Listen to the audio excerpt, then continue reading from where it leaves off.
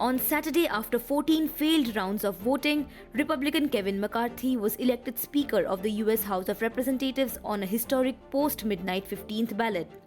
McCarthy won by a margin of 260 to 212. He was able to be elected with the votes of fewer than half the House members only because 6 in his own party withheld their votes, not backing McCarthy as the leader but also not voting for another contender. The Republicans had been witnessing infighting as McCarthy failed to win a majority in multiple ballots. In fact, there were more rounds of voting in the turbulent 2023 contest than in any speaker election since the Civil War. McCarthy ultimately prevailed in the 15th round after 6 conservatives switched their votes to present, reversing their previous opposition to his nomination. That followed 14 other holdout Republicans flipping their votes to McCarthy. In his first speech as House Speaker, Kevin McCarthy said, and I quote, "Now the hard work begins.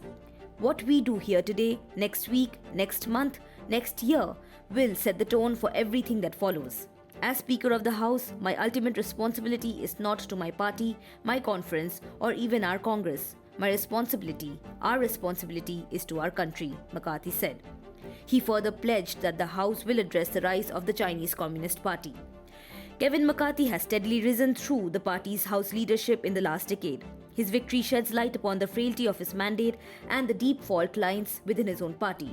McCarthy was always the frontrunner to lead the Republican-led House, but his win was almost derailed by a right-wing revolt in the Grand Old Party.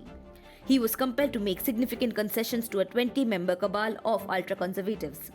The concessions included diminishing his own clout as the Speaker by allowing any lawmaker to be able to call for his removal at any time. The Speaker wields huge influence in Washington by presiding over House business and is second in line to the presidency after the Vice President. Subscribe to Oneindia channel and never miss an update.